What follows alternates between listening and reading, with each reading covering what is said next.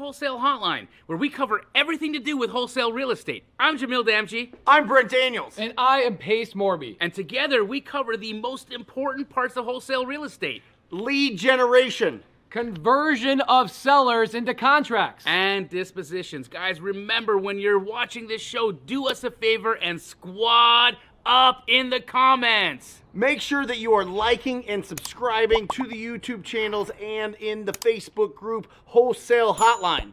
Most important, we want to know we're doing a great job for you and helping you build your business. So go give us a review on iTunes and or Spotify. So squad up and enjoy the show.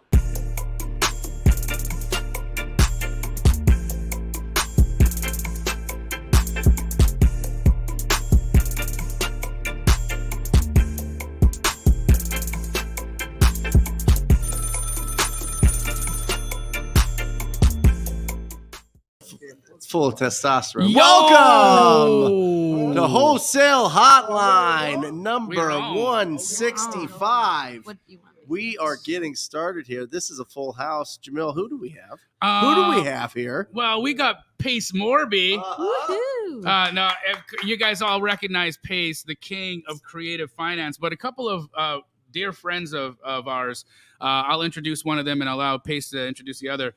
For those of you that are unfamiliar, who have been living under a rock, don't watch sports because your fathers didn't want you to, or you just don't know anything about the world of professional boxing. Well, sitting to my left here is Berto. Yeah. Champ. This man... it's interesting to me to be able to sit next to him because I've watched him. I watched him on pay-per-view. I was a big fan, completely just always loved boxing. My dad used to watch boxing matches with me. He's ill right now, and so having an opportunity to be around people that he admired and people that he thought were incredible fighters, that this is very meaningful to me. So happy to have you here, bro. A big fan of you. Andre Berto, guys, is not here to talk boxing, though. Okay, Andre Berto has already been and is wholesaling houses, guys. He is a wholesaler in Florida, and this is what I'm talking about. The business has expanded in such a phenomenal way, and our reach and what we're doing is becoming so available. And people are seeing that they can find financial freedom through wholesale real estate, through creative finance, through strategies that are not your typical everyday buy and hold, boring strategies. All right. So I'm just grateful. I'm grateful to be here. I'm grateful to hang out because the champ said when he wanted to learn wholesale, he wanted to come learn wholesale from the champ. All right. Who else do we got here, Pacer? Veena Jetti, one of my heroes, multifamily goddess. She's unbelievable. Top 1% hair in the world. Thank you. I just told him I grew it myself. It's Indian hair, though. You know Yeah, That's what I'm saying. Yeah. I didn't know that until I met her. I was like, what is up with your hair? What is the statistic? I don't know what it is. I lied and said it's top 1% here. I don't know if it Hold actually on. is. Well, no, I would say it's top 1% hair, but what the funny thing is that there's such a market for Indian hair that not only do Indians have the top 1% hair, but so does your girlfriend. Yeah, exactly. Because there's a good chance that her extensions are grown in India. That's true. Now, It not is only true. do you have 1% hair, but you are in the 1% of the 1% in multifamily investors and in income producers in the world. So I look up to you. Thank you. My little sister. Yeah. Am I older than you? Yes. Okay, my little Does that mean sister. I need more Botox? You can just never tell. The Botox is clearly not working and he's unsure. Oh, come on, she's my sister. I can tease her. No, So, it's family. you're unbelievable in the multifamily space, raising capital as well, Yes. structuring deals. Yes. I have learned more vernacular in the last year of knowing you than I have 5 years prior. Because I made you. You made me. I made you learn all of it. And you also correct me on my spelling of multifamily. How do we spell multifamily properly? One word, no hyphen. Did you guys know that? No, I didn't. All the wholesalers are like, oh. I would have Completely new always thought information. there would have been a hyphen, No. but multifamily, it makes sense. No, I like chase around his whole team. I'm like, guys, please stop spelling multifamily like We're this. sitting over here like raising millions of dollars for multifamily, and my team is like sending out emails, and it's like multi.family. Yeah. It's a multi-pass. You missed one thing. You missed one stat about Veena that is. Oh. She's I don't know. I don't know what I have it a is lot either. of stats I'm around Oh, it. I'm scared. surprised that you wouldn't have said this. No, what is it? That you cannot get into a car with Veena Jetti and not have her harp Safety on you about officer. wearing your seatbelt. Yes. She is every vehicle safety officer. I'm the safety officer. Yeah. I'm like the mom of the group. Yes. Andre, I noticed that you have Jamil's favorite watch on today. A presidential. That Jamil says to me, out of all the watches he could have, he has a lot of nice watches. You have a Rolex, you have a Breitling, you have all the things. But he says he wants an all gold presidential. I All do right. that. That's why I put the other ones aside, and I bought this. That's a nice. You good got to look, tease bro. him a little bit. Good look. What is it about Nice that watch present. that you love the most? It's classic. It's beautiful. Oh, People he said the same thing at the same time. It's a classic. All the time. Like, here's the deal, right? That Pac would have worn one just like that, and he wouldn't have been able to see the difference between Pac's and Andre's and the one that I'm a buy. That they're the same. That's cool. Yeah. Okay, Brent, you have something very special happening this week. What do you got going on? We've got the Growth Summit this weekend. Oh. Pace Morby. Wow. Jamil Damji, are you West Side. Are you going to be there or are you leaving? Are you coming? I am. Pace, so here's the deal. Pace put you on the spot without you being that here one. a couple weeks ago You know, and said I that know. he's going to give up some of his time, And then he which he's volunteered got his an time. hour, which means he's got 3 hours because the hour is just him Yes. warming up and telling his good jokes. Right. And so you're more than Yes. welcome. We would be honored to have you on stage if you're still Appreciate in it. town. Thank you. Saturday, it starts 9 a.m. It's completely sold out, but you can watch it streaming, which is going to be Ooh, absolutely nice. incredible. So we have over 500 of the absolute best wholesalers in the country all coming together. It's going to be absolutely bananas. It is not just style. It is substance in this event. It's going to be Beautiful. incredible. Beautiful. Yeah. Beautiful. Excited. Yep. Excited is an understatement. I speak the first day. Jamil speaks the first day, and then Pace, you speak on Sunday. It's gonna be awesome. Bring it home. Yep. Look at face. Yeah. Okay. I got it.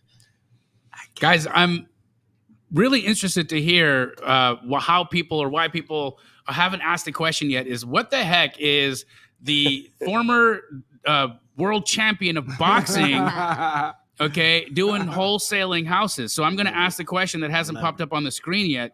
Bro, you're rich, Yes. okay? Yes. You are financially free, Yes. right? All the things. Yes. And you are wholesaling houses. You know, I love doing things that people don't expect me to do. And of course, just me, just wanting to get into the real estate space, just how my mind works. I want to just start from the ground up.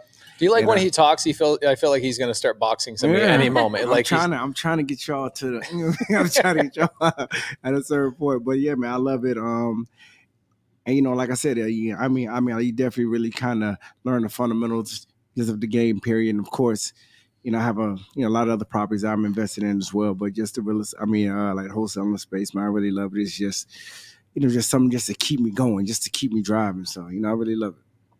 So you looking to hire a team? Are you looking Yes, to I put do that have a all team, but- together? Is that I have a team where in are you place, but doing deals? I'm actually here, fine tuning my team. Sure. Me and my man Jamil.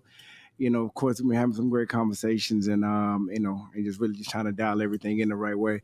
But I'm mainly like in the Florida, Georgia, North Carolina, Texas area, down in the South. That's where I'm from. So I definitely know the areas pretty well.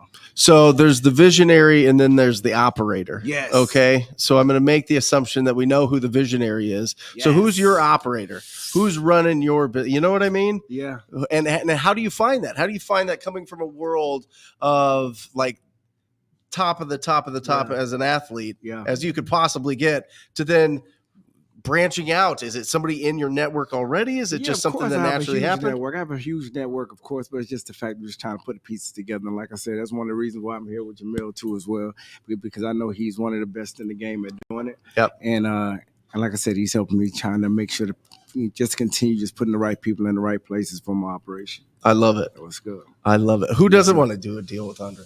Who doesn't want a deal? That would be amazing. Maybe some people that he knocked out. Well, sure. Yeah.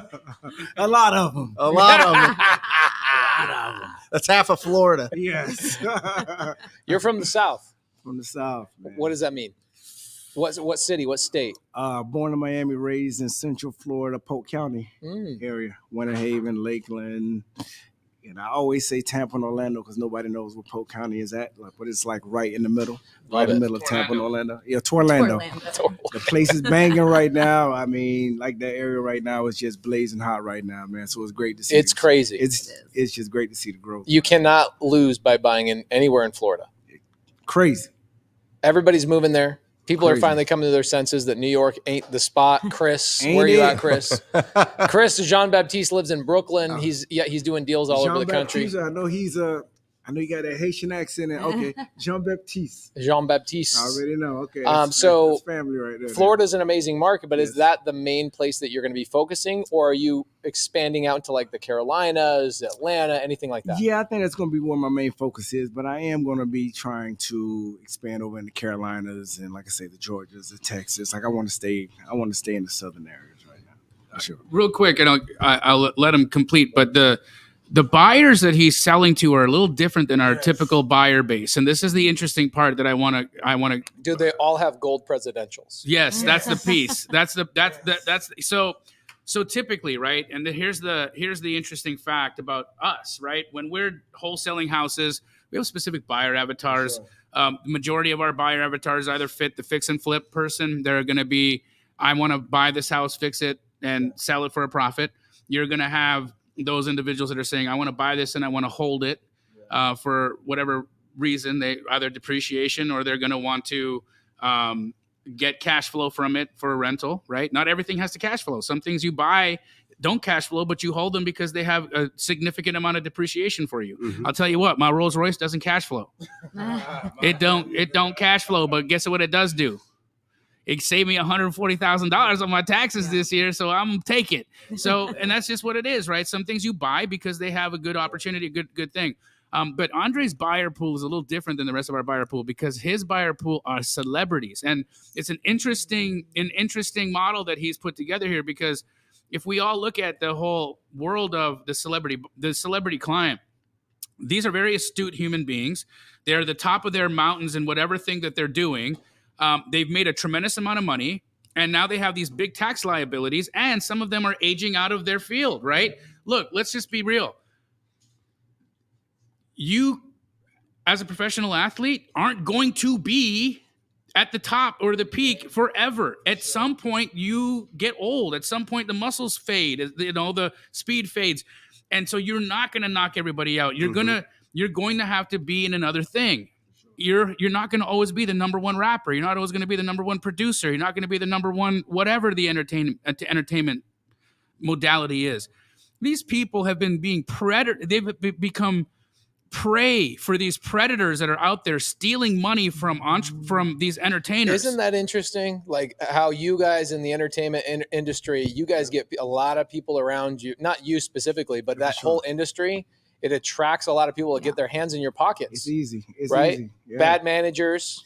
It's right. Easy. Friends that are like entourage, maybe pulling money. Friends. Because it's easy. Because like I said, like we've always been in a place where whatever it is, if it's music, if it's football, if it's basketball, if it's boxing, we're always told to just focus on the sport. Mm-hmm. Just focus on that. Yeah, I mean, delegate that and to keep your eyes off the money while I watch it. Keep your eyes off the money. Focus on keep making us more money. Yeah, and that's always just been the case, man. And I've seen so many guys, within our industry, man, they just get taken advantage of. But with me being that type of person, really see it and really try to, change the trajectory of it, and to just know, of course, because I'm in that space, to be the person that they can see that have been in their shoes. And that can really relate to them, to really take that other path and show them what else that we have out there for. And I just know that everybody's going to come running after. Well, you listen to the bell get rang all the time when you're in the boxing ring, right? Yes. Well, tonight, Brent Daniels, don't ring it yet. Don't ring it yet. Let me build it up for just a second. Maj is in my community. Maj. Okay, Maj is his name. Okay. He is a classic overthinker. Like he will ask 15 questions you've never even heard before. Oh, geez. He will invent words that don't exist just so he can ask another question about something he hasn't tried yet. Okay, He has finally broken through the overthinking, and he partnered with Justin Tumanowski and Ted Miller, and Maj just got his first sub Come on, Maj. assignment. Come on, Maj. We saw it like that. Ding, ding, ding. Maj. By the way, guys, shout out. It's one of the hacks of this industry and any industry is you want to be a better golfer, go play golf with people that are better than you. You want to be a better boxer, get into a gym with better boxers than yourself, right? You want to be a better real estate investor, go hang out with somebody who's a better real estate investor or more operations, more deals, more transactions. Put your reps in. And what's cool is when you go into Jamil's office, crazy, efficient operations, right? All these things pop up in your mind and you see what's possible. Yes. It's a different type of machine. I mean, of course, just me just knowing Jamil, speaking to him, and of course seeing you guys are so humble. You guys just hang out and chill. But when you walk into that office and see that operation, you're like, damn. I was like, really? This was going on? I mean, it's serious. You know what it does is it gives you permission to go do the same thing. Once you see it, you can't unsee it anymore. Mm-hmm. Right. Once you see it, you know it's possible. You can't unsee it. So that's how it was for me with Brent when I needed to make a transition and upgrade my real estate industry or my real estate business. I went into Brent's office, my wife and I, and we sat there and we took notes on notes on notes on notes. And just being around him and Jamil has changed my life. Veena, being around you has changed my life. Likewise. I was part of my biggest transactions this whole entire year, not just in the deals that you and I did together, but also you gave me permission to go out and do a lot more multifamily with creative finance, like the 256 unit deal. I would have never done that if I hadn't met you. Really? That's crazy. Yeah. No, I think you would have. I would. I would have. Now, but he would 5 more years down the road. Maybe, yes. Okay. And I just want to say I love you. Well, I love you back. I appreciate you. You know, I've done my biggest deal since meeting you too. Really? Yeah. How big was the deal? Over $100 million. Wow. Over $100 million deal. Yeah. Spice. Yeah. She's talking that we bought, spice. and I sold my largest deal over $100 million too. Since meeting you. Crazy. Wow. You know what's funny is we're on this hike the other day, which I would have invited you to a hike, but the last time you went on a hike, you broke your ankle. It's better that you didn't come. He did, yeah. I had no desire. I almost died. Last time we broke. So we go on this I hike. almost died. We go on this hike, and she said, he snapped his ankle. And then I broke my arm golfing. Oh my gosh. What's wrong with you? That was almost the only person me. who almost dies doing You should make that. It was your ankle, right? You should make that scar look like a golf club. You don't roll a lot of joints, but when you do, they're ankles, right? Hey, I think we need to ring the bell for Veena's $100 million deal. No, Oh yeah, bring it for me. Surviving the hike. Big money. No, I survived the hike. That was the thing. What'd you hike? This We saw- really it's the hard, like Mount easiest thing ever. Kilimanjaro. In Mount. See, so this is what my point. My point of the hike is Did this. you guys climb South Mountain? It's South Hill, bro. No, South Hill. It was Mount Everest, I think. So we get up to the maybe 20 minutes up the path. Half of it was downhill, and she says, this was harder than raising $100 million. Yes, it was. It really was. This woman has raised $100 million, and she said hiking that was harder than that. So It just tells you, it gives you permission to realize that you don't have to overthink this business. Right. Also perspective, right? Because, for instance, for you've gone and stood in a ring with, you literally fought Floyd Mayweather. Yes. Right? Like I don't want to do that. I don't never want to fight. I said I don't ever want to fight that man ever. Doesn't matter what they put, whatever the size of check they put in front of me. I didn't care how many zeros were on there. I'd be like, I like to live. I don't want to do that. Right. So you're one of those individuals too. Like she raised $100 million like this, but hiking a little bit hard for me. Right? It was really hard, not a little bit hard. Right. For me, I ain't trying to get into a scrap with Floyd Mayweather. Right. What's that thing that pushes people out of their comfort zone and gets them to do the hard thing? They're friends. Yes. Yeah, most Being likely. in the right a lot rooms. of peer pressure seems like around this table. A lot of peer pressure here. But for me, man, it's just the it's just the mentality just to be the best.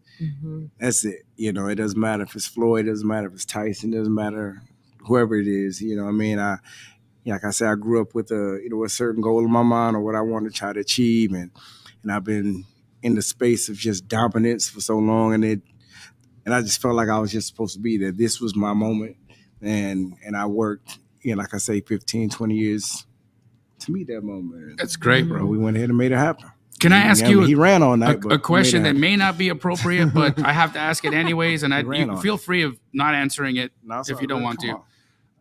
How many fights have you had?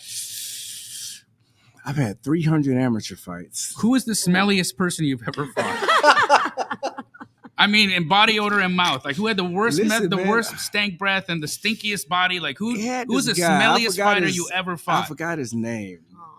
I ain't gonna put him out there like that, but he did smell like onions. It was pretty bad. I mean, armpits. I mean, he was grabbing. But I was gonna say maybe that was a strategy. I think it was. He was grabbing, clenching me, breathing in my face. And you're like, no. And just putting his armpit all over my head. So you gotta say his name. I had to try to get him up out of there quick. I couldn't take it. I had to try to get him up out of there quick. So it lasted probably 2 rounds, and I had to get it up out of there. All right, so all you fact checkers there, find out who he knocked out in round 2 that potentially looks as though he smells like Indians.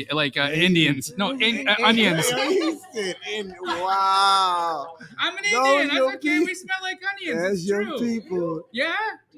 I don't think so. I mean, I smell like comfort. Maybe just you. That's right, Tom, bro. That's crazy. Brent, we love it. What do you got going on? What do you got going on at the event? What will the people be learning on the days? Break it down. I have one VA that made us $800,000 last year. Oh my gosh. One. Okay. And I'm going to show you exactly how, by the way, only 11 deals.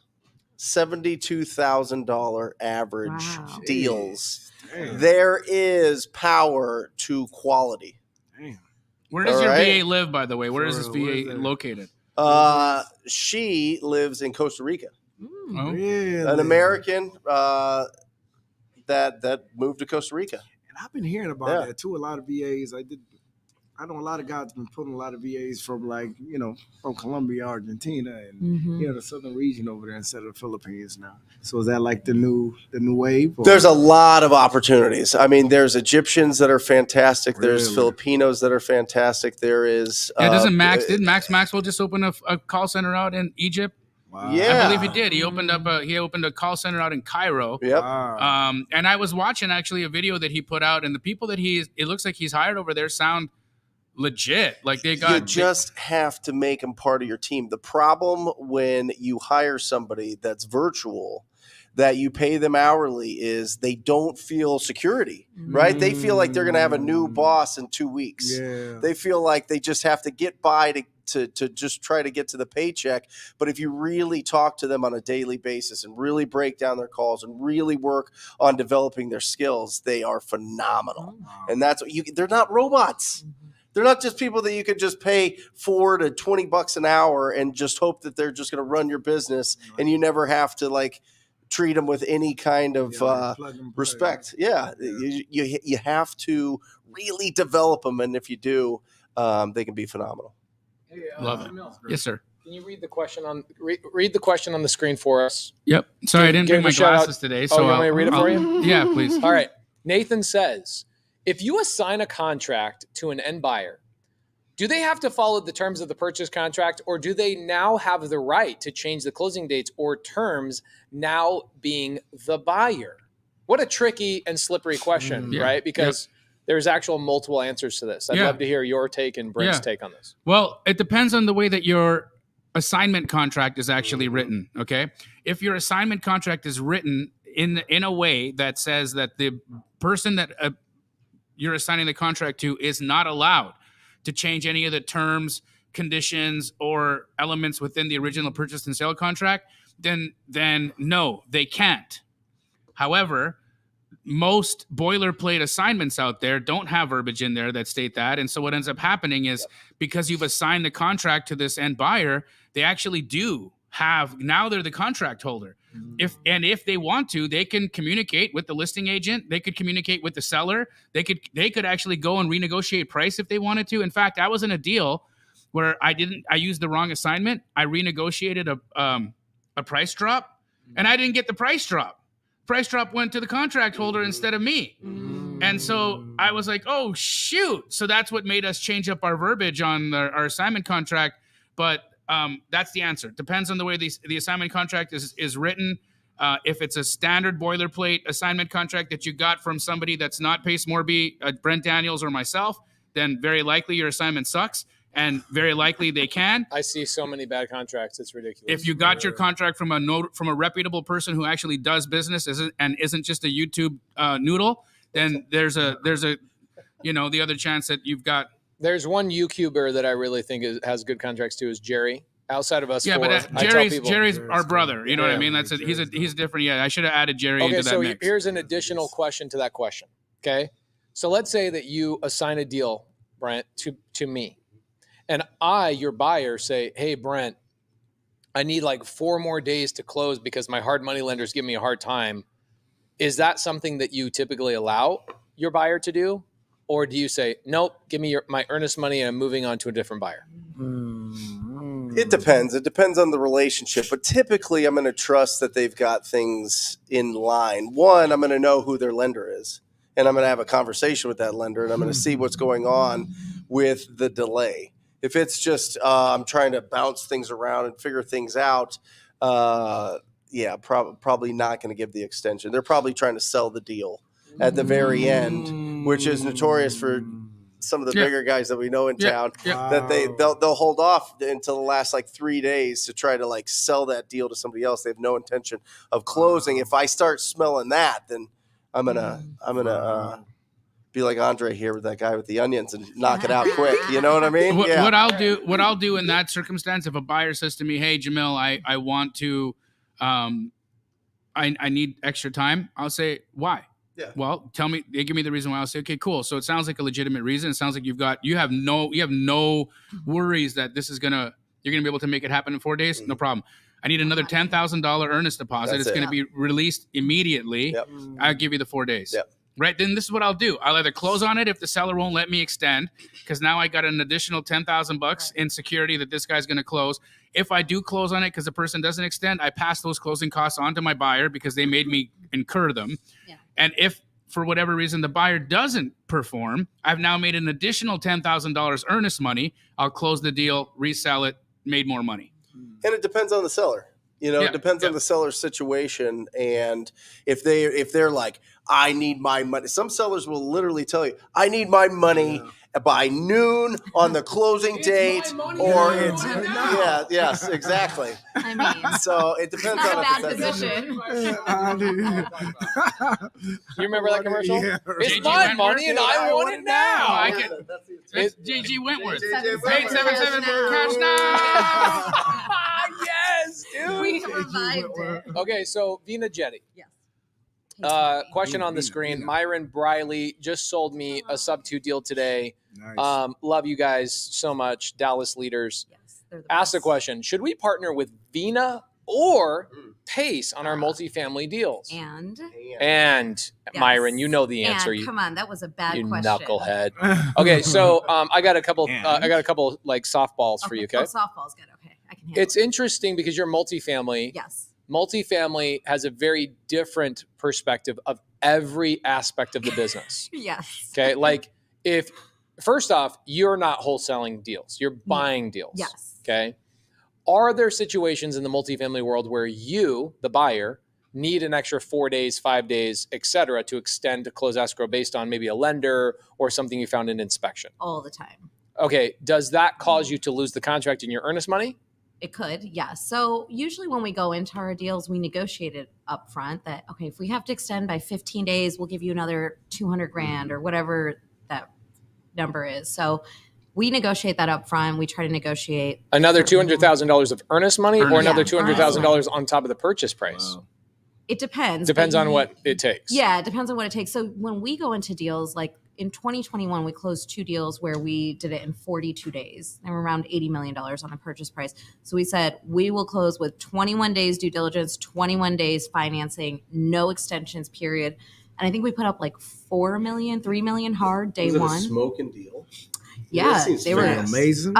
It was fast, but in 2021, you couldn't buy anything if you weren't competitive. Yeah. So, and we weren't the highest bid. So this was the only way we could win deals is on the terms. And so we had to close. And so in that situation, if we hadn't closed in 42 days, we've been like, bye-bye, $2 million or $3 million. I think, it's definitely contingent on the market, right? Yeah. Yeah, it was and in if Atlanta. somebody has a really great deal as well, like if you know at Keegley that you can turn around and sell a deal in 15 seconds after somebody starts balking at, oh, I'm not going to be able to close on time. You go, no problem. We'll just sell it to somebody else, right? Yeah. Okay, next softball question for you. For the wholesalers out there, Yes. let's lay down some ground rules, okay? Because I'm also a multifamily buyer, and I do not love the way that wholesalers submit deals to multifamily buyers. What are some very obvious red flags when trying to wholesale a multifamily deal to somebody like Veena Jetti? To me? Yes. Okay. One, do not email me from a Gmail email address.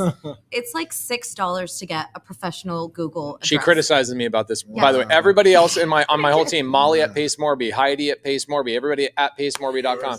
Mine is pacejmorby.com at me.com. Yeah, I'm Jamil Damji at gmail.com, and I don't even check Jamil at keegley.com. But here's the thing, right? You have a team that handles it. But I was so nice when I yelled at you about it. Yeah, you did. So nice. But I want to point this out. The multifamily world is way more buttoned up. Yes. Okay, you're not wearing t-shirt and jeans to a multifamily You're seminar. wearing blazers and looking like insurance salespeople. Yes. Wow. There you go. Like, very buttoned up. Okay, And so these, different small mindset. nuances actually matter. Don't email me with multi-family in the anywhere in the email, right?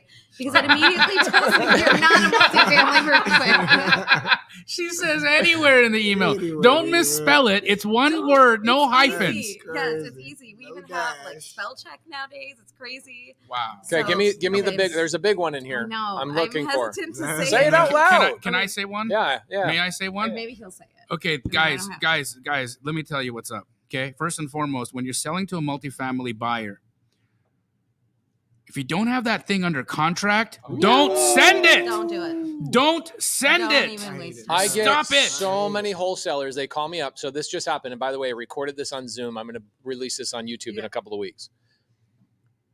Wholesaler brings me a deal. Hey, seller's ready to go. They just they want to meet the buyer and go through the credibility. Okay. I go, okay, no problem. Yeah, makes sense, right?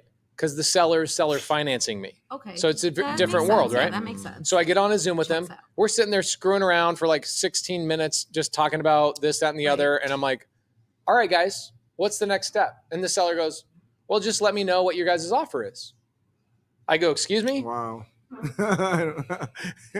brought you the deal. You figured it out. This is what's funny. The wholesaler said, I got this thing under contract crazy. at this price. I go, that won't work. Here's the down payment. Here's the interest rate that will work. And for 2 weeks, I was going back and forth with the wholesaler. Wow. 2 weeks. Abraham Gray and I get on this call. Wholesaler, seller, Abraham, myself on a 4-man Zoom. Seller says, I've never seen any of those numbers one time. Where did those numbers come from? And the wholesaler goes, well, I was hoping. I was hoping I that was thinking this could these were- start the conversation.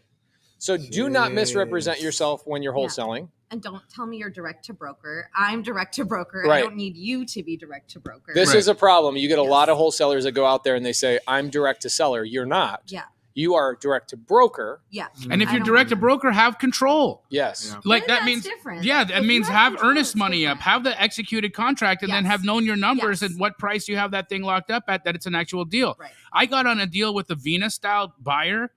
Look, this is how I learned my lesson hard. Okay.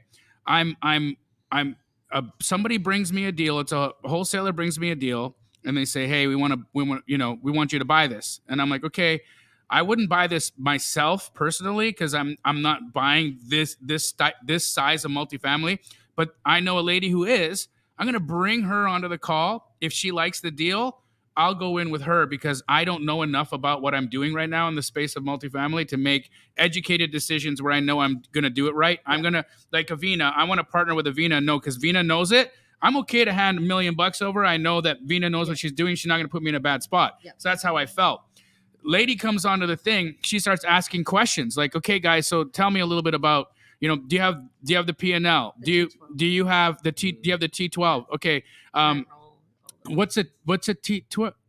What? Okay. Do you have a rent roll? And then all of a sudden she just disappears. Right? Because they can't answer any of these questions. Then I get a text message. She's like, you guys can finish jerking each other off. No, this is exactly what she says. This you guys came from the wholesaler or the broker? buyer, the lady who was going to buy. She goes, you guys partner. can finish jerking each other off. I've got better things to do with my time. Wow.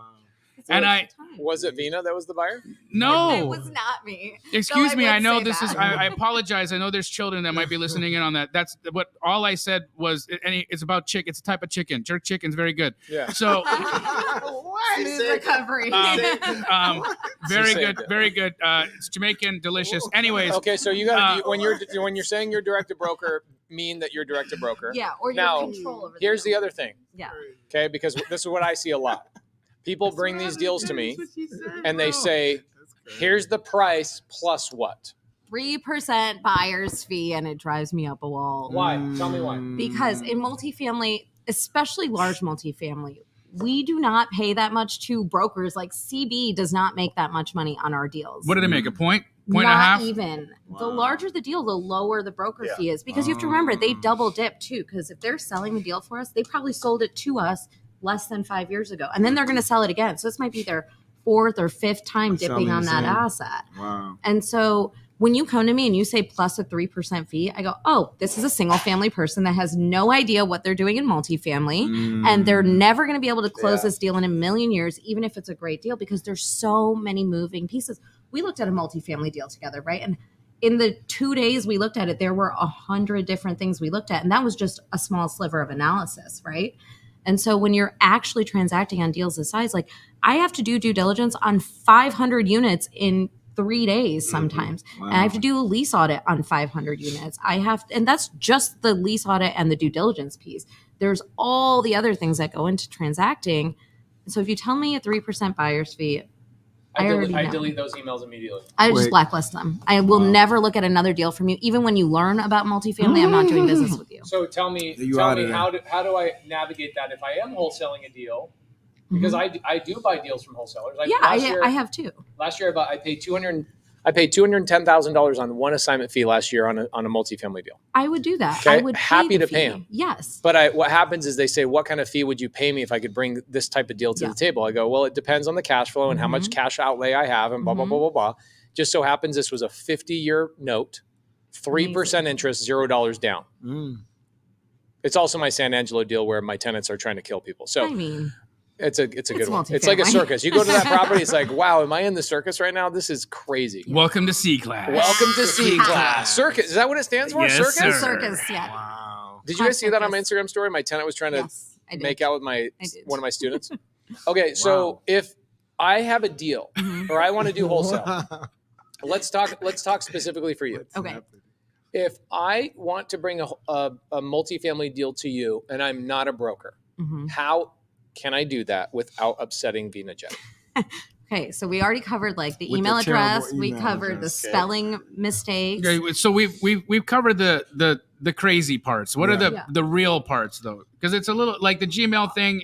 Here's the other thing that a lot of The wholesalers hyphen, do. They go, you can get over that. They go, I have a multifamily deal. It's 200 units in Texas.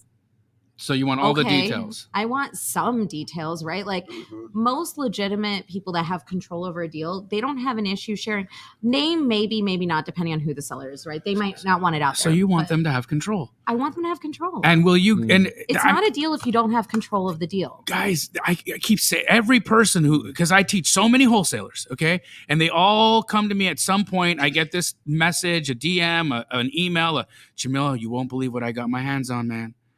I got this 600 unit. And right then I'm just like, stop it. Immediately no. Go back to single family where there's traffic. That's where we get hit. Nobody's buying your 600 unit building, but it's a good deal. Actually, it doesn't matter if it's a good deal. Why? Well, okay, let's just say it's a smoking deal. How are you going to sell it? Well, I'm going to bring a buyer. I said, oh, do you think any buyer who's going to buy a 600 unit deal is going to buy it and you don't control it? Silence. Do you think they're not going to go directly to the seller or directly to the broker or whoever you're working with and just get the deal done? Facts. What about I'll bring it to this big time buyer and they'll teach me. And now I'll go out there and I'll find them so many more deals. This is the thing. On a 600 unit deal, that is a very large deal. Sure. There are very few. Call it 100. Yeah, call it 100. You Okay, still even got the 100, time or care to do that? There are very few buyers for these types of deals compared to single family deals, right? And so you have to remember that when you're going to these buyers, if someone has, let's say anything above $10 million, someone who can close on a $10 million deal is probably fairly seasoned at what they're doing. Like, you're not going to pull one over on them to get this deal done. So you're absolutely right. On a 600 unit deal, especially, like, if you don't have control, I don't really need you in the deal because every broker in my market knows me. Even a 20 unit deal, if you don't have control, don't play. Yes, don't have control this. And if you don't know the numbers, learn from somebody who knows the numbers. Like, why? It's like this. Why is anybody writing offers on single family houses before they learn what ARV is and what percentage of ARV they need to be locking stuff up at? Why even go out there and start talking to multifamily sellers if you have no idea what stuff is worth? Yes. Yeah. I have this conversation all the time. I believe that the way a brand new person should wholesale is start with the buyer, not with the seller. Yes. When you're brand new. Now, if you or I go into a new market at our experience level, we could go and lock up a deal from a seller directly without talking to a seller or talking to a buyer because we know what a good deal looks like. Yeah. We know how to comp. We know how to verify looking at what other people are doing. But if you don't know that, you got to do the market research. And so people go, oh, well, I learned on YouTube that I should go talk to sellers first and then go find a buyer. No. Because they hear this. If the deal's good, the money will find you. They're always going to be buyers for it. No. I've seen a lot of good deals get canceled on. And guess what? Guess what money doesn't have? Brains, eyeballs, mouths, ears, feet, hands. It ain't going to call you. Right. You're going to need to find somebody who has that money. If you were going to start a car dealership in Beverly Hills, would you start a used minivan car dealership in Beverly Hills? No, because it's the wrong demographic. Right. And same thing with El Paso, Texas. Shout out El Paso. You guys have great tacos, but would you start a Lamborghini dealership in El Paso, Texas? No. So know your demographic, know your buyer, do market research before you Google if there's a Lambo dealership. I can guarantee you there's not a Lambo dealership. I just want to know for giggles, please. So what does that mean? It means talk to your buyers, make sure you know what the hell you're doing. What I did, the hack for me when I jumped into the business was relying on my friends Brent, Jamil, right, and other people in my local market. I go, I don't want to learn how to comp right now. I want to learn how to be the best closer I can be personally. Yeah. And so I focused on finding the bunnies, right, my famous finding bunny story. And I didn't care about value because my buyer told me the value, right? I would text Jamil. I don't know how many times I'd text you. I go, how much should I pay for this house? Never once comped a house. My first 100 deals didn't comp a house. Really? No. Wow. They used to lock me in a room, bro. I legitimately do these numbers for me. I was locked in a room for the first 3 years of Keeg Lee being ran.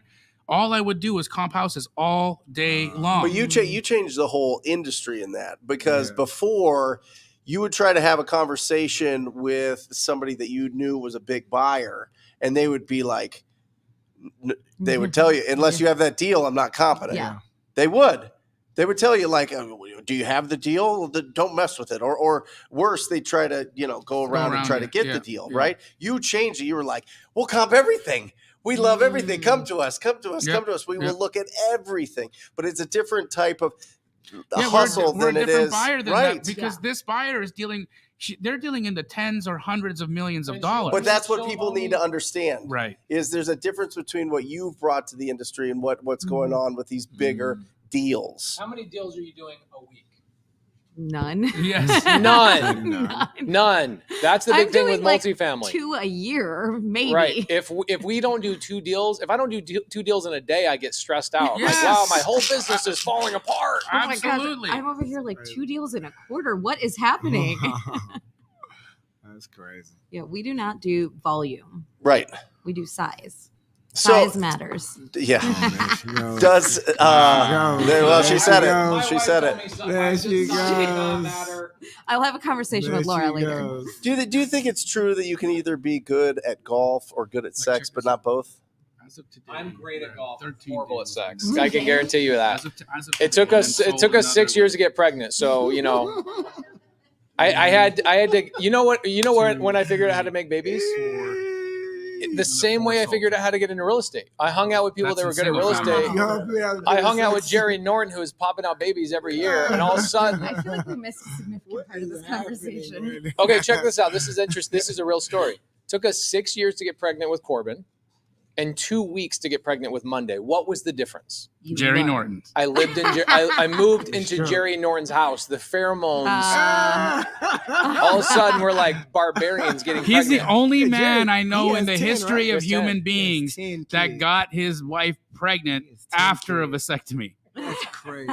He has Yeah. 10, right? He has 10 kids. 10 now. kids. Yeah, he was That's- only supposed to have 9. He's a The wild 10th man. one snuck out. Hey, my He's wife a has something to wild tell you, man. Jerry. He's Or a beast. Brent. Got a There big she club. goes. My wife says I have a big club. It's a tight list. It's a tight list. Don't worry about it. By the way, Munif Saza, shout out to Munif. I went and visited a property that you sold to me today down in Santan Valley. Awesome property. I don't have to do anything to it except fix the sliding glass door that I had to break to get into the house. Amazing. This is what happens all the time. Agents, my commissions are paid? Perfect. Yeah. I'm going to go pick up my armless box so I don't have to worry about picking that up. I'm not going to leave any keys for the buyer, and I'm out. And then you can't get a hold of the buyer. So what I'm doing is I get down to the house. I'm like, guys, where's the lockbox? Oh, the agent took it. I'm like, that means we've paid them.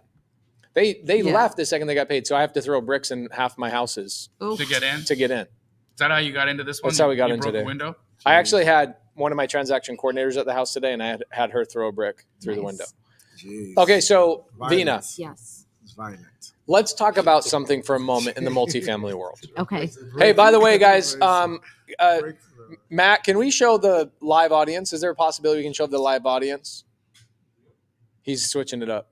I love I like when he says, yep. it. Yo, live audience, say hello. everybody. We got a packed house. That's so freaking weak. Yo, let's go. There we go. Guys, if you ever want to stop by Wholesale Hotline on Mondays, the address, DM Jamil, myself, or Brent for the address. All right, Veena, what is happening with defaults in multifamily? I'm hearing defaults. What is there's a a lot of default? them. Why is multifamily different in single family in the sense that you don't hear about defaults from Yeah. investors in the world because of interest rates? What the freak is going on? Yeah. So a lot of buyers bought deals in the last 3 to 5 years with bridge debt or short-term debt, which was great at the time because the interest rate was relatively low. But what happens is if you don't put a rate cap insurance on it, it's an adjustable rate. What is rate cap insurance for the wholesalers? So basically, rate cap insurance means if you buy with, let's say, I need hubcap insurance because I'm married. You know what I'm saying? Did you guys see my post the other day? No. You men out there need to make a lot more money because you got to keep fixing your rims from your wife No. banging into. You need to hire a driver. Do you have? Hey, do you have? What is happening? Are your rims banged up? Yeah, make more money. Are your wife's rims banged up too? She's banged up her rims and my car rims as well. There you go. You guys need She to does- hire a she- driver. She doesn't that drive cap my. rate She doesn't insurance? drive my Right. rolls though. It's So the similar. rims on the rolls are Oh, good. pristine. Yeah. Pristino. No. Pristino. Okay, so what is cap rate insurance? What does that mean? So cap rate insurance is, let's say you buy a deal with a 3.5% interest rate, and the rate is going to adjust. So usually it's some spread over whatever the prime rate is at the time.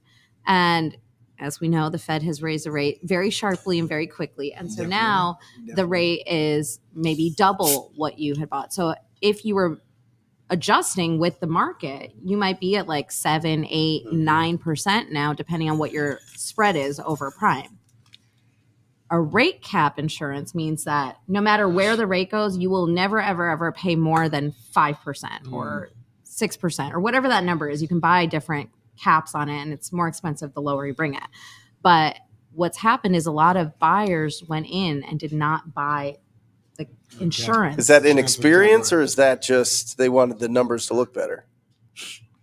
Yes. Both. Yes. Yeah. Yes is probably the right answer. Yeah. Because Now the rate changed during the bridge term. yes. So they just all of a sudden 1 month they were paying, let's call it 5.5%. Right. They get a letter in the mail and it's now 8.5%. Yes. Wow. And it happens like that. Like And it just overnight goes. because the Fed was raising the rate like 75, 50, 20. So are most bridge debts adjustable? Yes. And what kind of notice do they need to give you in order to adjust? No, it adjusts. Yeah, you're done. Wow. Like you're going in knowing that these are the terms. Here's the challenge in multifamily. That's crazy. Okay. Challenge in multifamily is most investors' exit strategy is not what my exit strategy in Right. single family or his is in single family or yours is in single family, which is hold for a long period of time. Every once in a while, you probably not because you're a cash guy, but I will do cash out refis probably every 10 to 15 years, pull big chunks of money out, let my tenants pay down my new loan. Why is that a good thing? Single family has fixed debt. Right. Whatever my For payment long periods of time. for the whole thing. Yeah. Multifamily, like No, no. 99% of your debt is shit debt. Yes. It's shit. yes. And so what does that mean? It's temporary. It's temporary. But the reason, But why? the What are reason why are people getting temporary debt? Is it because Right. their exit strategy is holding it long term, or what is their exit strategy? it's usually a shorter term hold, especially compared to single family homes. But really, For when you're what buying, though? What are they trying to do with the when property? you're buying value add, right? You're trying to force appreciation on the asset. And You're then trying exit. to Yeah. either exit or refinance it at that point. The problem is if you try to refinance it or exit in year 2 or year 3, which was not unusual on value add assets in the last 10 years, what happens is you have to make these huge prepayment penalties if you're in this long-term fixed debt. Long-term being 10 So years. you've got all these 7 syndicators. So let's go back 2018, 19, 20. Yeah. You've got all these syndicators, hyper competitive, Yes. right? Everybody's raising money. Yeah. You got all the Veena Jetties Yes. and everybody less skilled as you Yes. trying to compete for the same deal. Yeah. So what they're doing is they're saying no cap rate insurance, like Brent is saying, Yeah. like, okay, they missed out on that. Mm. They also are saying, well, the market's trending upward. Yeah. So instead of us thinking it's going to be a 5-year flip on this, because that's And really do it what in multi, like 2 years. Or we're 3 going to do 2 years, and they're underwriting their numbers incorrectly. Yeah. COVID hits, Mm-hmm. inflation skyrockets. Fed comes along and says we got to raise rates Yeah. to curb inflation. Yep.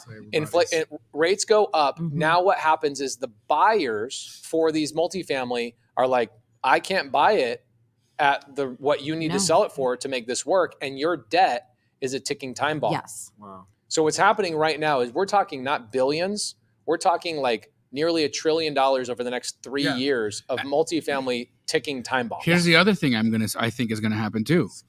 There's gonna be a lot of people going to jail Ooh, why? Why is that? because of the ways they raise the Yep. way they raise the money. Whoa. Because let me tell you what happens, okay? This is life. This is how people are, okay? When things are going well, It's a party. nobody cares. Sorry. Nobody cares that you did your PPM correctly, that you did your registrations correctly, Until there's a victim. until there's a So victim. people lose money. And then as soon as somebody loses money and things go wrong, it doesn't matter that the person, let's just say the person who raised the money didn't even do anything wrong. Yeah. They did it all. Their intentions were pure. They wanted everybody to win. They even didn't take any money from any fees on any of the money being raised. Let's just say all of that they're clean. However, they didn't have a couple of their things appropriately registered with the right people. And now all of a sudden, you got a couple folks now who are like, I went to zero on this investment, or I'm losing money on this investment. Yeah. And they're gonna they Problem. have an attorney. That attorney is gonna say, well, who told you about the investment? Oh, this person. Oh, okay, let's Don't look them up. point at me. I didn't No, tell you no. about this investment. No. But it's like, oh, this person. Okay, well, let's look them up. Wait, did they give you a document called a private placement memorandum? I have no idea. What did they give you when they showed Send you me about everything, it? Yeah. Oh, they just, there's some emails. Let me see the emails. Oh, yeah. All of a sudden, it's like, oh, this person didn't raise the money right. Now, guess Class what? action. Class Because action. then they go to Every everybody. person who's involved, they go to every person that's involved in that deal, and that person goes to jail. That's how it ends. Here's something scary too. You ever get suggested stories in your Instagram? It's like 3 years ago today, 4 years ago today, 5 years ago today. They can go back and look on all your social media that you posted, and you're like, hey, looking for lenders, looking for this, yeah. looking for whatever. Even if you were they call it conditioning the market, as you already know. What people do is they go, I'm about to have an investment available in 60 days. I'm about to do this, that, and the other. You can't condition the market. Is that correct? It depends, right? I know I'm like talking like a lawyer now. It depends. Because like if you're using a public raise exemption, like an exemption that allows you to raise publicly, it's probably okay somewhat, depending on what you're saying, how you're saying it. If you're relying on like a 506B, which is a private raise, no, you cannot generally solicit or generally induce an investment. So that probably would go against the exemption. But, it's up to the SEC. I think the bigger problem is actually not even what you said. I think the bigger problem is there were a lot of people that have been raising capital in exchange for a fee or some percent of the GP. And that is called a broker-dealer violation. So unless you're a broker-dealer, you cannot receive transaction-based compensation this or happens success fees. all the time. People Yes. are like, I'll raise money for you for Give this, me this, and this. much A piece of the GP. deal. Or When I raise money with Veena, Yeah. we have to go through like They 2 do their layers of own- attorneys. yep. My Yeah. attorneys, her attorneys, they have Yep. to go through everything, tell me, pull my pants down. They want to know what color underwear I'm wearing. They want to know everything. Yeah. Okay. In order for me just to raise money with her. As they right? should. As they should. Okay. So we got into the weeds because this is interesting Yes. for all of us. But here's what's happening in this space. Yes. Just to tee you up So- for the question. Yeah.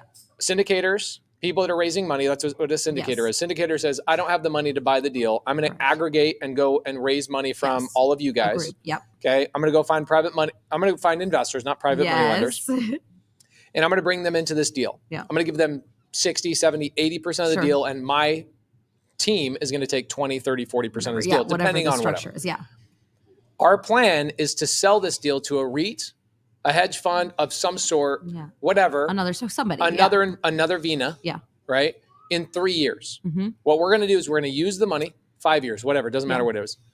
We're going to use the money to improve the property, Yeah. forced appreciation. Jamil uses it and talks about this all the time. Yeah. I'm going to force the appreciation Yes. of this asset by raising the rents because I've done nice things to the property. Yep. Okay. Something you and I are doing in our North Carolina deal. Yes. Both of our North Dude, Carolina yeah. deals. So then we're going to reposition this asset after rents have been raised. P&L looks really nice. The T12 looks. T12. Nobody knows what a T12 is. They think it's something else. Okay. They think it's Trailing a, T12 12. is the same. they think as it's a P&L. vitamin shot. I mean, Tom Brady. the same thing as The a Tom P&L. Brady. The Tom Brady. We basically just have like our whole own language in the multifamily world. They're and like, how do we make this hard differentiate for ourselves from everyone? single family gross for all of people? you, Okay. So so now these I people, can't be bothered. You with here's what's happening. the commoners. They go get there's two things that are happening. There's a lot of these loans that they've acquired when they Yes. bought them Yeah. are now coming due because they got Yes. bridge debt, which means they Yes. only had 3, 5, 7-year loans, and then those loans have to term, be yeah. paid back.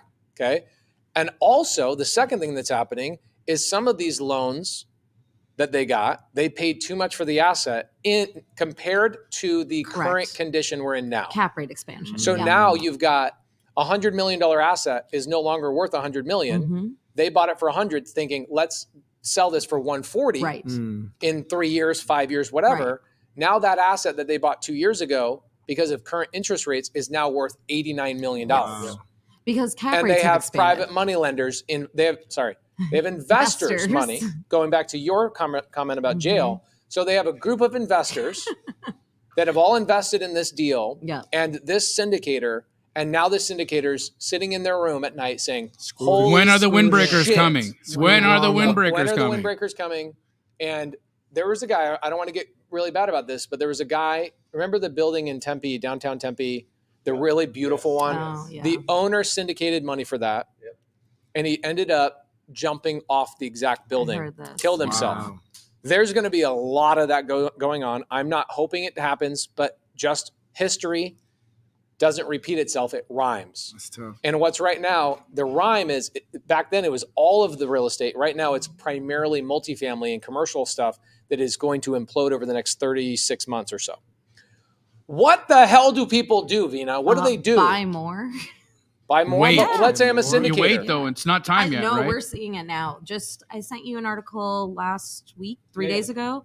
It was the biggest multifamily news this week. There was a 4-property portfolio in Houston. Mhm. You saw it that was foreclosed on, Wow. and it's actually really sad But the because investors get their all- money back, right? because all of the LPs lost No. everything. Everything.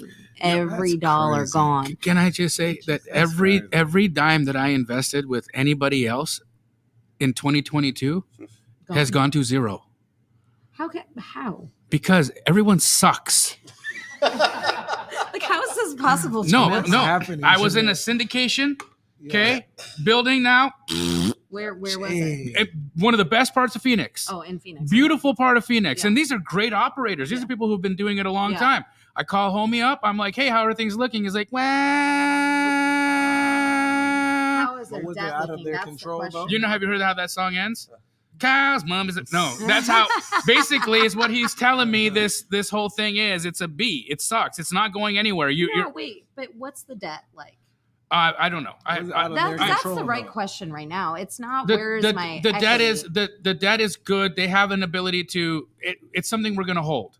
Oh, Okay. then it's Okay. fine. Yeah, then it's fine. just- Again, listen, you just have If to. the debt Anybody is- who You gotta can wait it out weather the pretty much. storm Yeah. for the next few years Yeah, you just is gotta going to wait be it out. fine. Problem is the debt we're talking about is a ticking time It's bomb. Yes. like it's expiring with last quarter and this quarter. it's just That's a problem. But also, Veena, that like the fact that the day I bought it, right? The day I bought that, my expectation was that we were buying this thing at 60 cents on the dollar, I mean, 65 unless cents on the dollar. wholesaled, it's It was unlikely. it was a very not total reposition. a very big reposition. Okay. It was a complete Okay. like it was a gut job all Okay. through and through. Okay. So I was expecting that we had some, potential equity sitting in there, right? With some risk. Okay, Okay. So now you found the risk. yeah, now we see it. Now we see what it is. At best, this will be a great depreciation move for me. It will be, yeah. And if I do get some of the money that I put out, I'll get some. But that was like one deal. Every other deal I got into was janky people, janky situations, Ponzi schemes. Like it's like Stop investing in Ponzi. no, but it all schemes. comes out. That's It what all- this is like a pro tip No, no, for it all everyone it all listening. comes out. This is Don't what invest in I'm Ponzi. just saying, guys. Everything's a Ponzi scheme. Yo, most contractors' entire businesses are Ponzi schemes. I know, because I had So a I write contractor a that did that 50 to I write a me. 50% deposit to a contractor. Hey, go do my work for me. Ponzi scheme. Yeah. I just gave my money to a Ponzi scheme. That Everything's a actually- Ponzi scheme. That happened to me on my personal house. I had a contractor that worked on it for a year and took the money and used it for This another guy's like, job. this And is I'm like, blowing what is my mind. happening? I'm sorry we don't meet, but Yeah. this is real, guys. Like this is true life. Yeah. But Deep what conversations. opportunity does this provide in the wholesale world for a whole? Because this audience, Oh, yeah. this let's audience talk is about a it. wholesale audience. How can they capitalize on what's happening? Go find the people Go who have crazy. debt that's about to expire and they're going to get foreclosed on to the bank and see if you can even if there's no equity in the deal when you pull it out, it's better than them having it foreclosed because that just kills their ability to do anything going forward. You want to do a training with me on? I always want to do everything with you, Pace. So Let's get Ken McElroy. Yeah. And he has Black Knight data. Yeah. And what? Oh. And he'll pull all the mortgages from Oh, that'd be all cool. the multifamily and show See everybody who's where coming it's up. coming expired. Wow. We can collaborate with Ken McElroy and we'll love do it. a training for everybody. I love it. You down for that? Yeah, because even if you had long-term debt, if your debt is expiring now and you haven't held it for a really long time, you probably are potentially upside down just on the value. Like you said, cap rates have expanded. So yes, we should do that. That'd be awesome. Let's buy all the things. There's always Buy an all the amazing things. opportunity everywhere you turn. Yeah, this is going to be probably the greatest opportunity that we've ever seen in our entire lives. Does anybody hold them long term?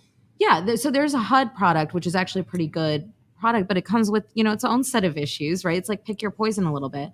But a HUD I think it's like a 40-year term. We don't do HUD typically. Fixed? 40 years fixed. But there's, the other side of it is the maintenance and the upkeep post-close is really tough on HUD loans. So you have to have someone who really knows and understands HUD loans. But, there's opportunity in every point of the market cycle. And a lot of people think like, oh, the last 10 years have been the greatest 10 years and they've been really great. But like, this is where money is really Right, made. yeah, Like yeah. this is the real opportunity. It's been great the last 10 years, but the next 10 years, So it just goes on sale every 10 years? I that's when you I buy think and- so. Buy the dip, right? Isn't Buy that the like, dip. Yeah. Yeah. that's like the basics of making money in anything is buy the dip. And so, A couple of people I know that are buy and holders personally. Bobby Castro, he's a big buy and holder. That's my guy. He everything is owned. He doesn't syndicate. Everything's just his own family office. Mhm. yeah. My guy, Bobby. And I was just going to talk about family. You're a family office girl. You love family offices. And I just hired my first family office. So trending in the right direction, which is great. But also Ken McElroy and Robert Kiyosaki, they hold all their stuff and they'll refinance every once in a while. They're not syndicating anymore. So why do people syndicate? Because a lot of people don't have the money to buy millions of dollars in assets, right? And so, I mean, if you really ask me, the best way for someone who's just starting out is to start out with creative finance. It's just people don't know about it, and that's the problem. So if you're starting with creative finance, then your risk is much lower than if you're talking about specifically in multifamily. Yeah, in multifamily specifically. But and like quite frankly, like I didn't even know you could really creatively finance until I met you. Yeah. So that was, that's a big problem. There's a big knowledge gap for a lot of new multifamily. I'm too skinny to fill that gap. I need all your guys' help. And I'm helping you. I'm trying to help you. Syndicating is a really great way to get into the game, but what ends up happening is there are some negatives with syndicating, which means that now you're responsible to other people that want their money back in a quick timeline. Yeah. Right. So it forces you to essentially flip that asset within 3 to 7 years, right? Yeah. So without getting like too technical, there is a term called like promote crystallization. Hold on, I got to write this down. Is that a new drug that's hitting the streets? Yeah, promote crystallization. Okay. Crystal, is that crystal? Crystal promote. That sounds illegal. That sounds illegal. That sounds illegal, doesn't it? That sounds illegal. So what? You add baking soda? What? Yeah, and you gotta have your like lab glasses and lab coat. No, but so this is a term that, and it's a way to align the sponsor or the active investor like us and the LP, especially in new development. It's a great way to align all of the interests of the deal, and the reason you use it is to basically you preserve a promote structure where the sponsor gets incentivized as if they sold the deal. But then now, because they're being incentivized in that way, they can actually hold the deal longer. So there's no big incentive to turn around and flip it again because they're still making money. Their investors do really well. So it's just like another structure. My favorite thing about real estate is that there's always something to learn. Yes. It's a never-ending video game that we all get to play. I love it. There's people, a couple years ago, I wouldn't have known what the word promote means. And now you know what a promote crystallization is. And I wouldn't have known what sponsor, like wholesalers that don't know what a sponsor is, raise your hand. Come on. Boom. See what I'm saying? Yeah. So like the fact that you say these words and it's normal for you, it's like putting on a pair of pants for you. There's people in the audience that don't know what a sponsor is. Yeah, okay. And I know multifamily, you guys are very fancy and buttoned up. We're fancy. And like people criticize, when I go to multifamily places, they always criticize me. Oh, you wear a hat to these things. Oh, you wear a hoodie to these things. Get an email. Get an email address, please. Okay, so tell us a couple of things. We got so much time. This is great. Tell me, what is a sponsor? Yeah, okay. And what is a GP? And is there a difference? Yes, there is a difference. So people don't realize this because a lot of sponsors and GPs use them interchangeably, which is wrong.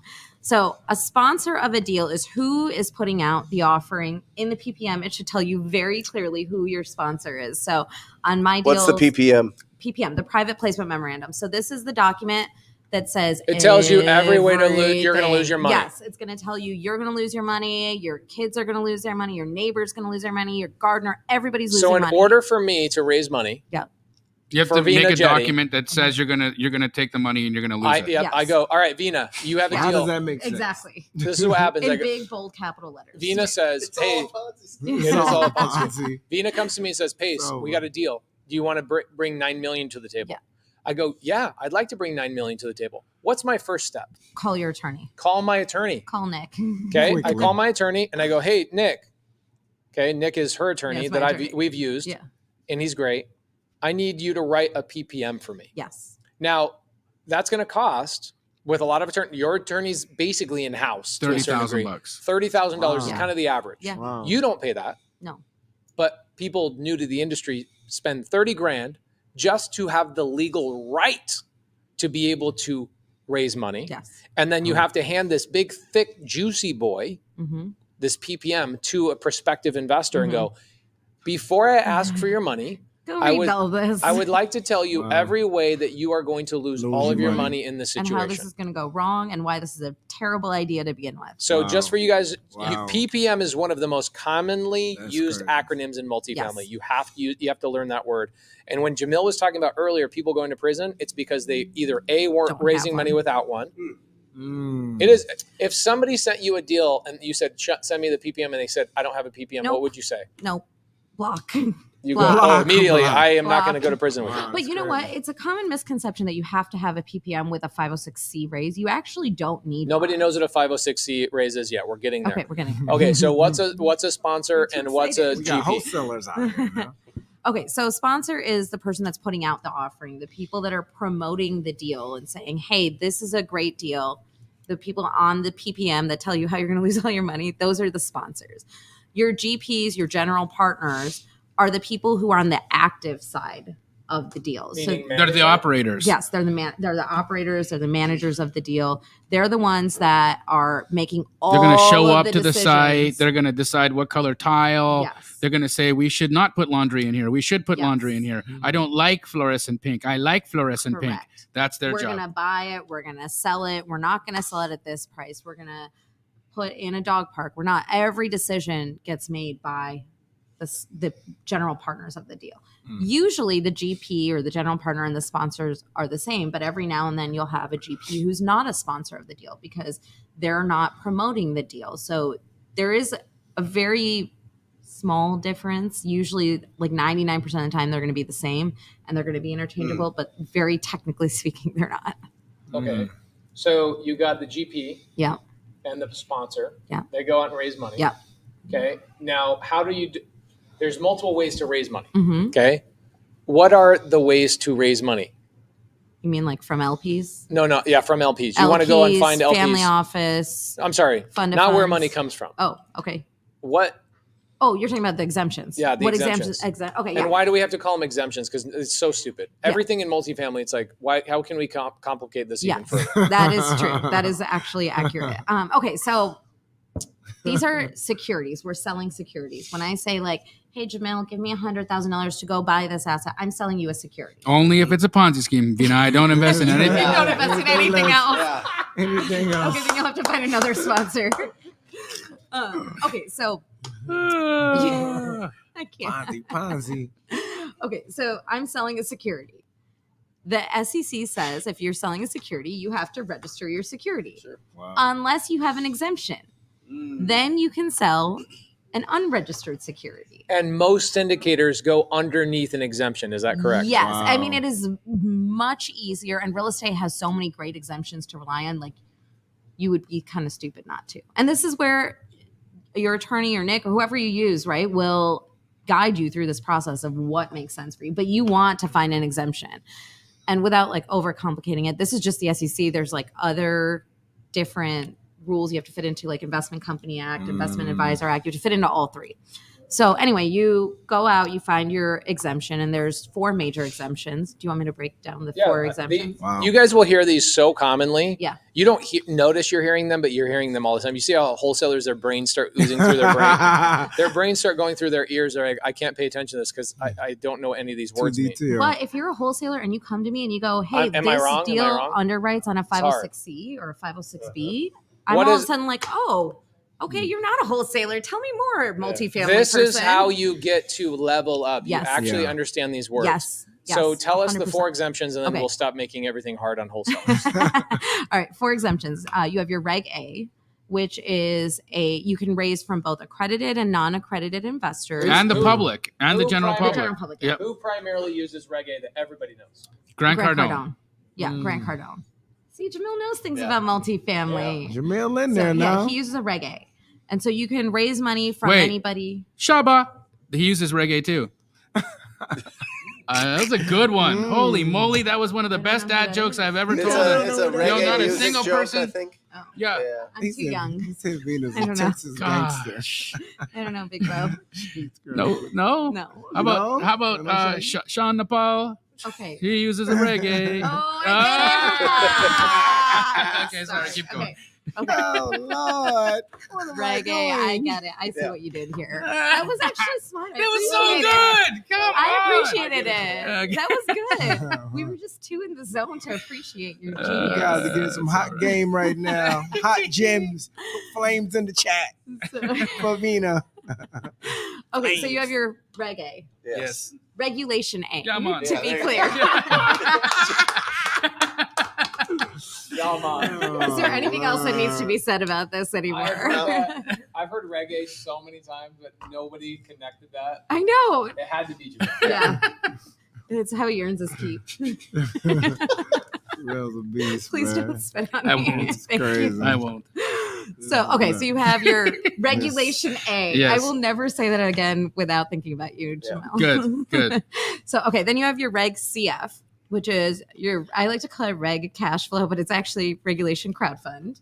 And this is where you can raise, also, you can generally solicit, you can raise from accredited and non-accredited investors, and you can generally solicit, Wow. but you can only raise $5 million in a year, Got it. which is fine if you're starting out. Sure. It's not great if you are trying to buy $100 million deal because it doesn't even Doesn't matter. It's like not even my reserve account, right? So you really need to make sure that it's the right deal size for Reg CF. The two most common exemptions relied on are under Regulation D, 506B, and 506C are the two. So 506B raise, you can raise as much money as you want, but you can only raise it from pre-existing substantive relationships. That means you have to know every single investor. How long do you have to know them for? It's clear as mud on that. It's just substantial. Every time I talk to an SEC attorney about this, they go, "It depends." Yeah. And the SEC doesn't even. They don't clarify. It's not clear. No, they do not clarify. So what we always say in that is we say family and friends and family, obviously. Yeah. But if somebody reaches out to me and I've done a deal with them, oh, well, that's a business partner. That's There you go. different. That's a substantial or relationship. somebody that has met with you in person, you've gone to dinner, Multiple times. Or Multiple if you're ever asked by somebody and like, hey, does this person have a reg or an irregular D? Wow. Is yours That's irregular? never been on Wow. my questionnaire. This is how it goes. Okay, so This is how it goes. most syndicators that you know are underneath Reg That's D. how it goes. Yeah, Reg it's D 506B usually. It Actually. goes Okay. left quick. Why? So most But- syndicators that are raising money are Reg D Yeah, underneath what? 506B. 506B. Why? Because you can also raise capital from up to 35 unaccredited but sophisticated investors. Now, what is a sophisticated investor? They wear Burberry. Nobody knows. You can't say. Nobody knows. The SEC does not say what exactly makes them Because there's a big difference. Because Floating. accredited, we know they make $250,000 a year, 200, 250, 200,000 200,000 a last year, 2 years. and they have to have a net worth of at least $1 million. Or it's Yeah. it's not and. It's Or- only 200? 200 Did if that you're change? single, 300 if you're married. I thought that was 250. No, Okay, I thought it was 252, and but it's not she and. knows. It's or. Right. So And or. $1 million Right. No, in just net or. worth, Okay. excluding your primary home. So like those California investors, you cannot count the equity in your home. Nisha Hyde asked if there's a Reg Double D. There's not one yet. Not yet. Okay, so we make multifamily fun. the rest of us are so boring at it. No, you're amazing. How you doing? Great. They love you. It's okay as long as you pay me like a multifamily investor. You can call me boring. So if I'm They love you. I want to go out and I want to raise money for the first time. Yeah. Most wholesalers transitioning and upgrading to a multifamily Yeah. are probably going to go Reg D what? 506B. 506B. Why? One more time. Because know, like, and trust. The people that know, like, and already trust you are the most likely to invest with you. You likely already have a relationship. You don't have a track record, so it's really hard to get stranger accredited investors to be like, okay, here's my money. Unless it's Jamil, he'll write anybody a check apparently. And then, sorry, Ponzi, Too soon? Ponzi. Is it too soon? No. Because now it's It's right not on too soon. time. It's right on time. No. I think this shows us that he's ready to tell the He's world. ready. Yeah, I'm completely fine about it. Dorian Dudley, by the way, says, I'm taking mad notes right now. Amazing. I love it. Guys, if you came here and you learned a handful of things, Man. please make a comment in the side Yes. chat. Let Veena know. Amazing. Let amazing. Veena know you've learned new terminology. They're going to be all you should have on your YouTube channel Go my YouTube channel. a 3 or 4 minute video on every single one of these words. Of Seriously. like, what is a PPM, right? Oh. You guys agree with her? Yeah, Okay. really break all that Okay. stuff I have down. that in a long format video. You I can do? break it down. Yeah. Okay. You need to break it down. Yeah, I that's will. dope. That's Okay. actually a good idea. Nisha Hyde says she's learning a boatload. I love it. I have notes from all of you guys, way too many. One of them is reggae. That's so freaking good. Do any of you wholesalers have questions about what one word that she said today that you don't know what that word means? Wait, I didn't even finish all of the regulations. Wow. You said the four. No, I didn't say Reggae, Reg Reg C. CF. Or 506C. I said Oh, Reg yeah, D, yeah, 506C. Reggae or Tell us. Rexy? Okay, so on a B though, I didn't finish the most important part. Go ahead. You cannot generally solicit. So you cannot go on Instagram, Facebook, and say, I have a deal, come invest with me, because you're soliciting the general public. But if you want to be able to do that, you can use 506C. That means you can raise unlimited amounts of money. You can go and you can publicly advertise. The caveat, and you don't even have to know all of your investors, but the caveat is every single investor has to be an accredited investor. No exceptions, no ifs, ands, or buts.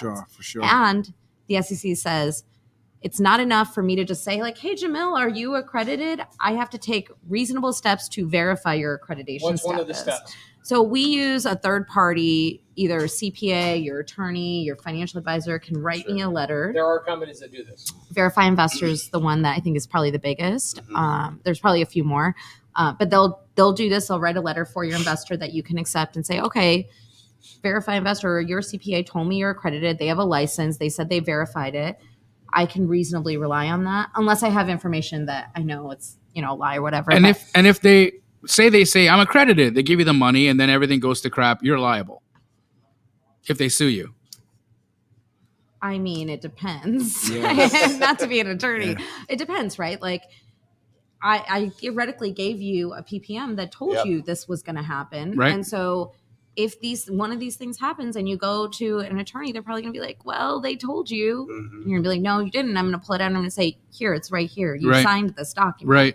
Which is why a PPM is important. So on a 506C raise, you don't actually have to have a PPM. This SEC does not require it. But it is so much cleaner and easier to have one, because maybe you're raising money and I tell you one thing and I tell you one thing and I tell you something else and you something else. That becomes a problem because I have to treat all investors the same in the same share class. So it's cleaner, it's easier, it's the right way to do things. It protects you, it protects your investors, it makes you professional. So you should spend the money to do it. For sure. Can you become a billionaire through multifamily, Veena, in your lifetime? I mean, sure. What would you do to accomplish that? Just keep buying assets. And Hold buying on and to selling them, 1031 exchanging them. Mm. Because you have to remember too, multifamily is so highly tax efficient and it's highly scalable. So I can buy 500 doors in one day. Yeah. It's very hard to do that with single family. To even find 500 doors that you want to buy. I mean, like not for you guys because you sift through. Sure. How many deals do you have to look at to buy 500 units? A lot. Single family? Yeah. A lot. A Thousands, lot. tens of thousands. 500? He just buys He buys anything he everything. sees. He doesn't care. Everything, because my way I'm grabbing. Well, when I first started acquiring and putting in my portfolio, it would be 1 in 25 deals that I would touch would become a deal I would put in the portfolio. But now that I've trained so many people, You have an army of people that find deals. I have an for you. army of I have a community. Like Okay, if I, but what's the top of funnel? Like, how many do they look at to get to? leads, okay, you have to look at basically 50 leads before one becomes a deal. Okay, so you're looking at thousands of deals before you're buying for 500. sure.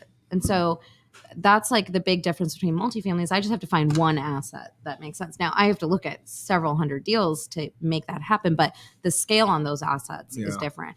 And the thing that people don't realize is you can Ooh. use these exemptions. This is my favorite question of the whole night. Why would an investor use you? Can't they just invest themselves? Sure. But tell me why. Like your typical Like, I don't investor, know, right? okay, because you raise $100 Yeah. plus million in your life, Yeah. which means you have 200. hundreds, if not thousands, of Yeah. investors.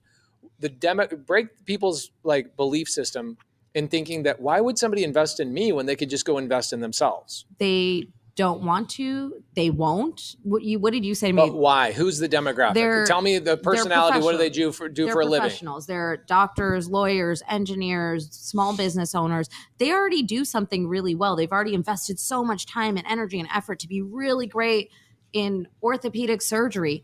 they're not now going and trying to learn how to do this, right? So they want they need their money to work for them, and they need it to be tax efficient. Look, this is even for me, I'm a single family wholesaler. Yeah. Okay. I have I'm going to lay it out. This year, I have a $1.4 million tax liability. Okay. Because I generate so much income from wholesaling houses.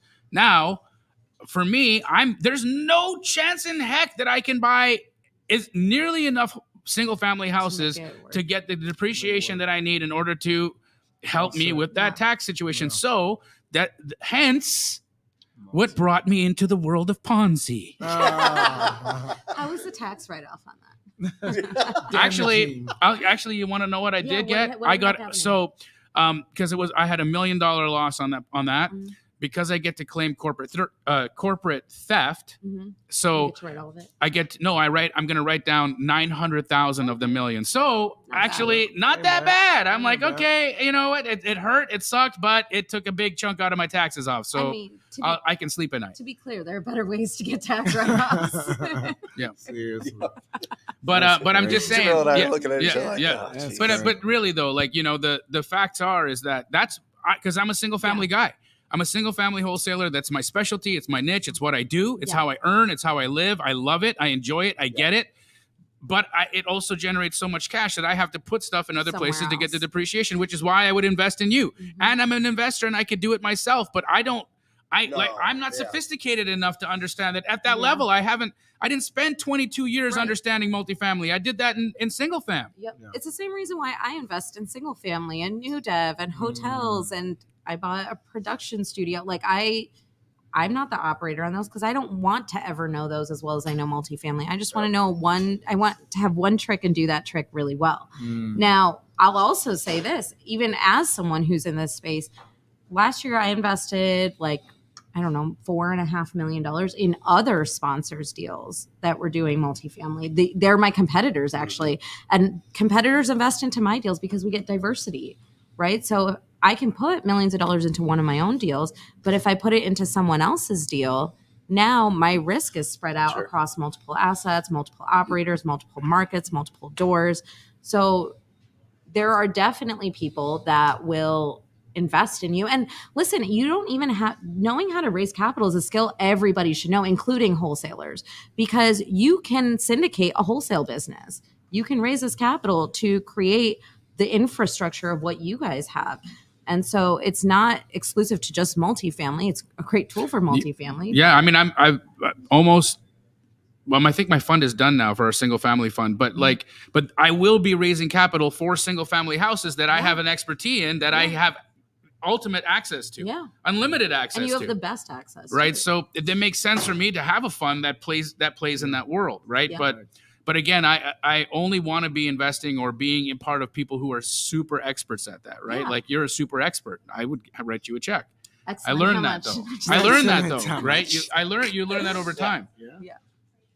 Yeah, and look, there's risk in everything, right? Like I know we're joking about like Ponzi schemes and stuff, but there's risk in everything. And I'll say like once you raise capital from an investor, you'll never sleep the same again because the level of responsibility is just so much higher. And I have investors that say this to me all the time. They're like, oh, but you charge all these fees. Why don't I just go and get my group of friends together and do this? And I'm like, do it. Please do. That's what I say. I go, please do. Call me if you have any questions or if I can help you. And when you decide you don't want to do it, come back and give me that money and I'll take care of it. They always come back every single time because it's not easy. Right. How long have you been doing it? Like 100 years. So I left corporate America in 2012. Okay. And started investing for myself. I actually bought single family homes, a lot from wholesalers. And then I bought 5 homes in a week. And I was like, this is not even a little bit scalable. And I hate this. Mm-hmm. And I was self-funding everything.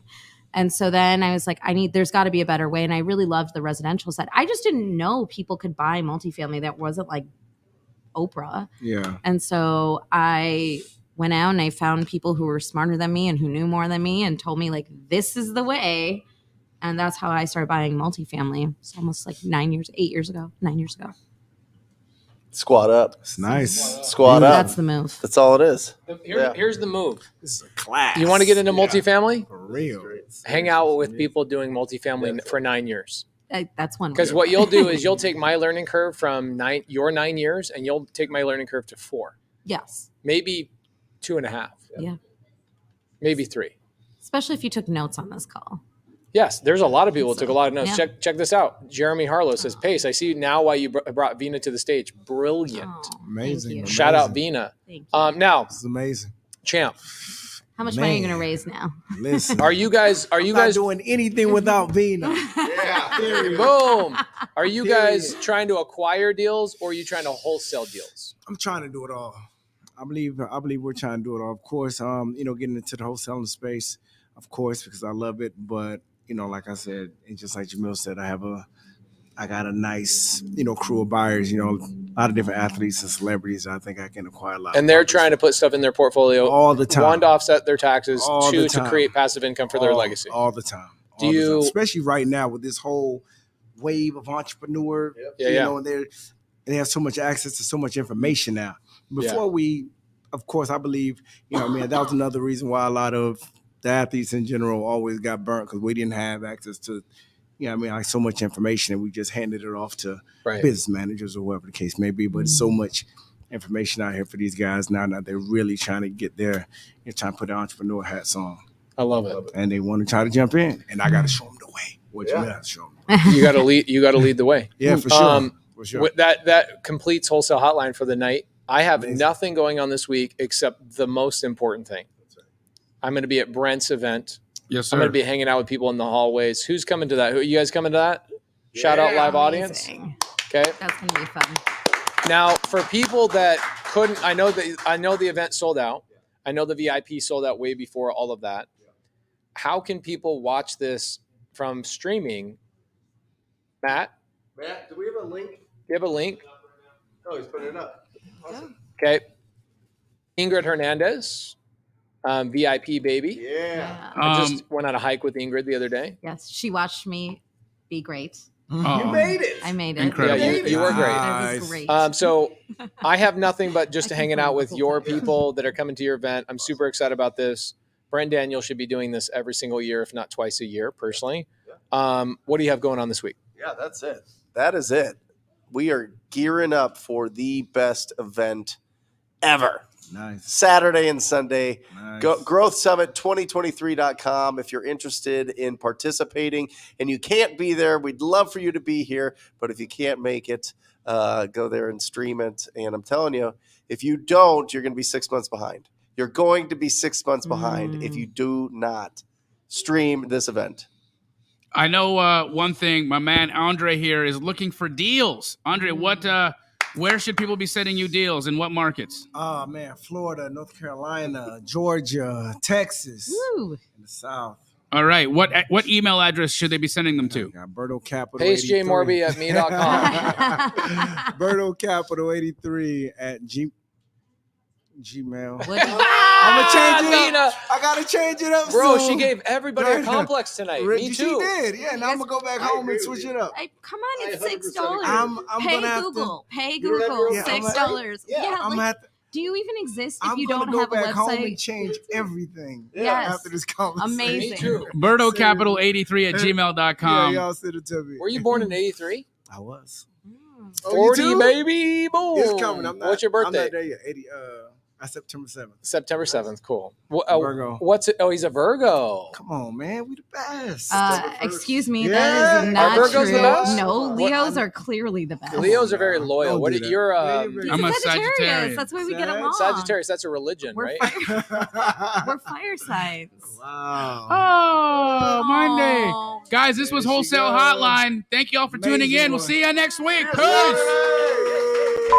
Or just say squat up. So squat up and enjoy the show. Yeah. Yeah. Okay. 1, 2, 3. So squat up and enjoy the show. What are you doing? I didn't say nothing. Why? I don't know. Okay. So squat up and enjoy the show. Cool.